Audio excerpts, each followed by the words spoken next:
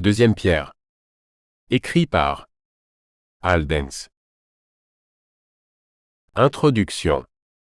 Dans sa première lettre, Pierre nous a montré comment lutter contre les puissances spirituelles pour sauver les personnes qui ne sont pas nées de Dieu. Il nous a dit d'organiser nos vies autour de la personne cachée du cœur, avec la beauté incorruptible d'un esprit calme, tranquille et délibéré, qui est très précieux pour Dieu. Pierre nous a demandé de tout faire à partir d'une nature pieuse qui vient du fait que nous remplissons nos cœurs des paroles de Dieu et que nous suivons le Saint-Esprit. Nous devons nous débarrasser d'une nature corrompue et éviter d'en avoir une.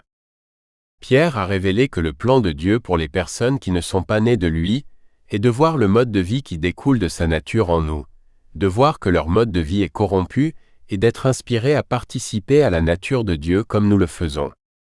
Dans sa deuxième lettre, Pierre nous dit que Dieu nous fournit tout ce dont nous avons besoin pour vivre et lui plaire, y compris la participation à sa nature à travers notre relation vivante et continue avec Dieu et le Seigneur Jésus. Pierre partage 7 attributs de Dieu et nous dit que si nous échappons à la corruption du monde et que nous prenons part aux attributs de Dieu en abondance, ils nous causeront de faire ce qui plaît à Dieu et de porter du fruit grâce à notre relation avec le Seigneur Jésus. Chapitre 1. De Siméon Pierre. Serviteur du Seigneur Jésus-Christ, à qui il a donné le pouvoir et l'autorité d'aller et de parler en son nom. À ceux qui ont reçu la même confiance authentique en Dieu que nous avons reçue grâce à la droiture, alignement fidèle sur l'amour, la justice, la miséricorde et le pardon, de notre Dieu et de notre Sauveur Jésus-Christ, que toutes les bénédictions et le shalom, bien-être complet, soient les vôtres en abondance grâce à votre relation continue et vivante avec Dieu et le Seigneur Jésus. Dieu nous a appelés à participer à sa vie et à sa nature éternelle. Par notre relation avec Dieu et le Seigneur Jésus, la puissance de Dieu nous a donné tout ce qui concerne la vie pour lui plaire et le glorifier, y compris des promesses inestimables et vitales.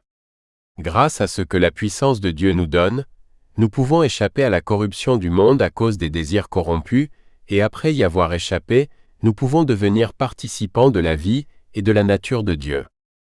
Parce que Dieu nous a appelés et nous a donné tout ce dont nous avons besoin pour participer à sa nature et à la vie éternelle, et pour l'honorer et le glorifier, faites tous les efforts possibles pour ajouter les attributs de la nature de Dieu à votre être.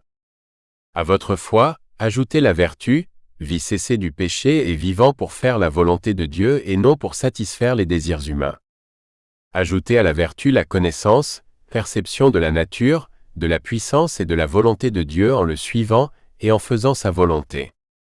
À la connaissance, ajoutez l'utilisation du pouvoir que Dieu vous donne en vivant pour faire sa volonté, afin de résister et de surmonter les tentatives de Satan de corrompre votre nature et de vous empêcher de participer à la nature de Dieu. Maîtrise de soi. À la maîtrise de soi, ajoutez la résolution continue de surmonter les efforts de Satan contre vous, constance. Ajoutez la piété, vivre pour plaire à Dieu et le glorifier dans tout ce que vous faites, à la constance.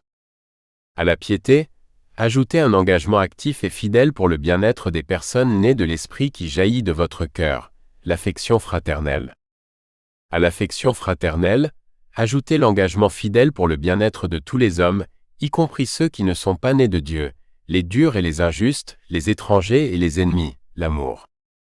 Si ces qualités sont en vous, vous remplissent et débordent de vous dans la vie des autres, elles vous causeront de faire ce qui plaît à Dieu et de porter du fruit par votre relation avec le Seigneur Jésus. Ceux qui en sont dépourvus ont oublié que Dieu les a purifiés de leurs anciens péchés, et leur perception est devenue si limitée qu'ils sont incapables de percevoir quoi que ce soit. Dieu vous a appelés à le suivre, et vous a choisi pour être son peuple. Faites donc de votre mieux pour ajouter ces attributs à votre être, afin de devenir le peuple de Dieu.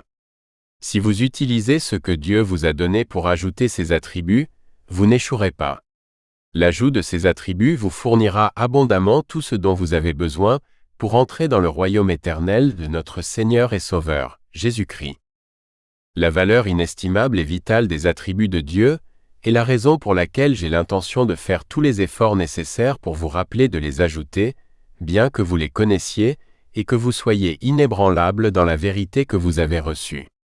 Je pense que tant que je vis dans mon corps, je dois vous inciter à travailler davantage pour ajouter ces attributs et devenir participant de la nature de Dieu, car je sais que les hommes mettront bientôt mon corps à mort, et que je vivrai séparé de mon corps, comme le Seigneur Jésus-Christ me l'a clairement indiqué. Je ferai tout mon possible pour que vous puissiez vous rappeler ces choses à tout moment après mon départ.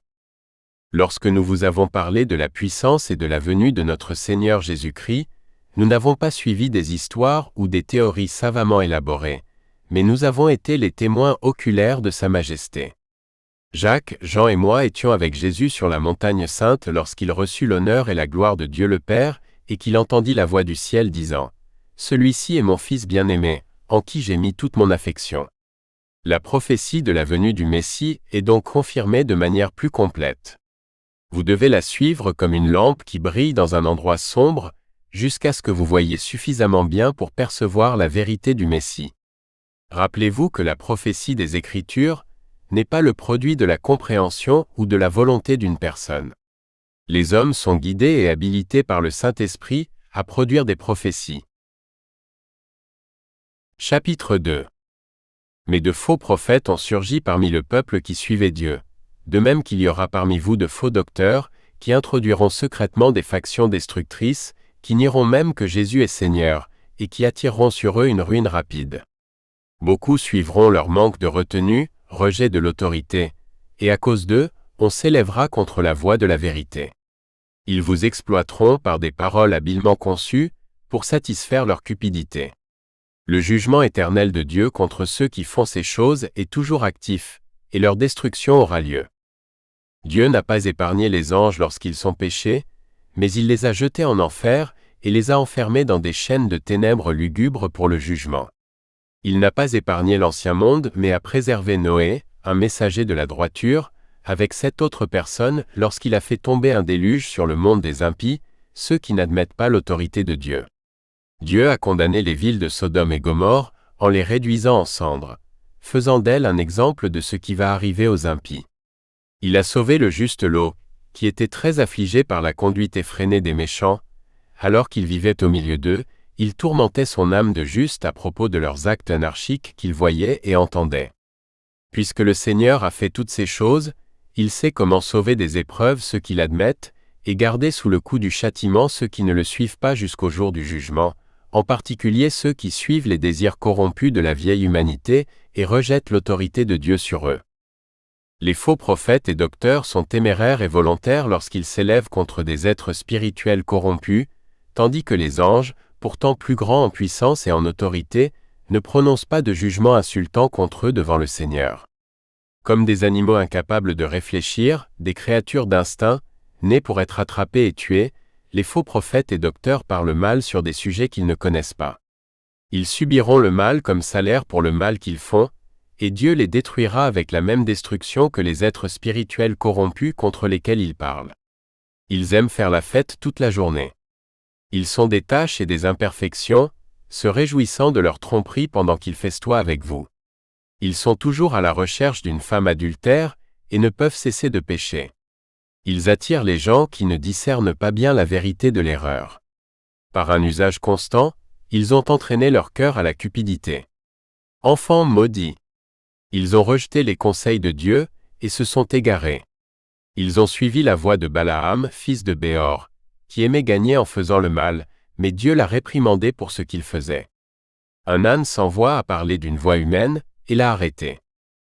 Les faux prophètes et les faux docteurs sont trompeurs, comme des sources sans eau et des brouillards chassés par la tempête.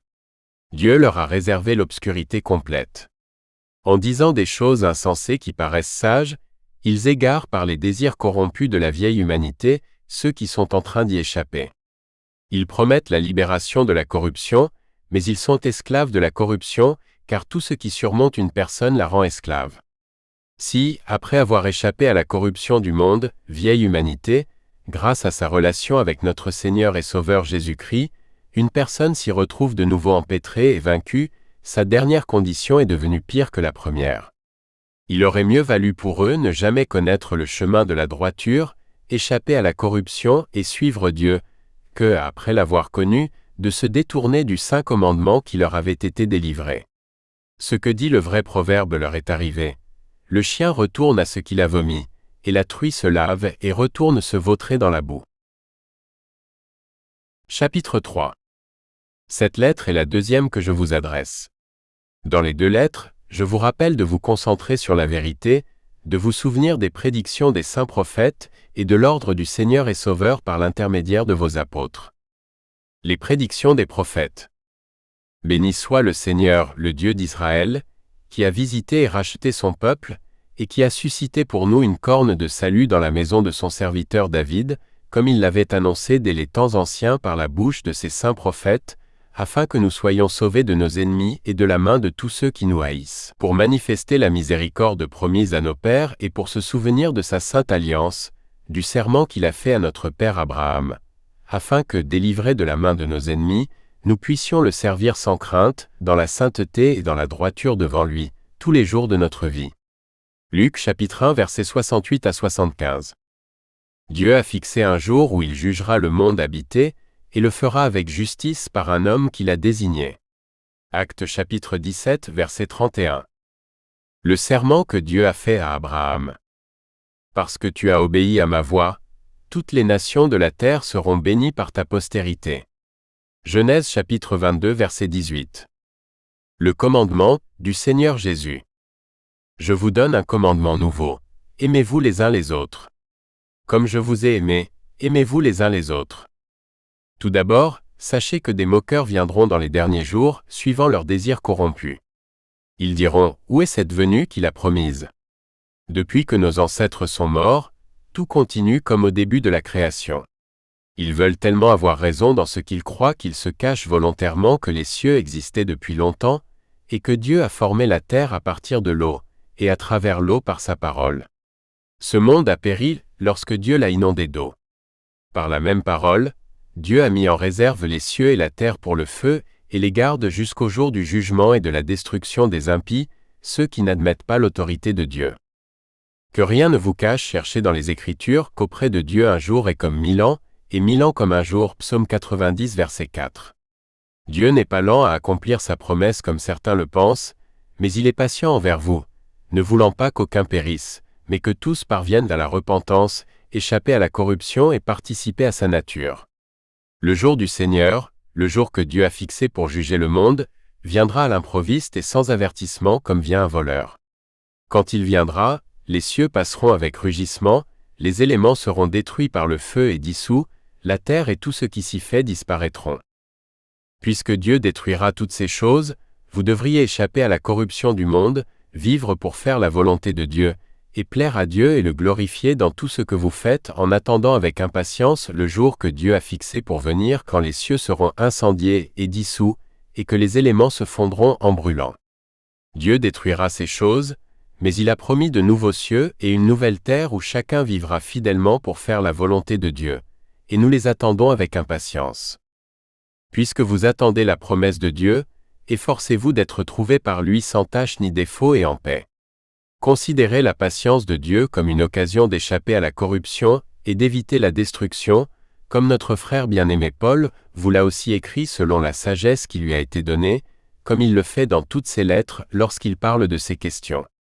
Il y a dans ces lettres des choses difficiles à comprendre, que les ignorants et les instables tordent à leur destruction, comme ils le font avec les autres Écritures. Puisque vous savez que cela arrive, soyez attentifs afin de ne pas vous laisser entraîner par l'erreur des gens sans foi ni loi, et de ne pas perdre votre stabilité. Croissez dans la grâce et dans votre relation avec Dieu et notre Seigneur Jésus-Christ. À Dieu soit la gloire maintenant et pour le jour de l'éternité.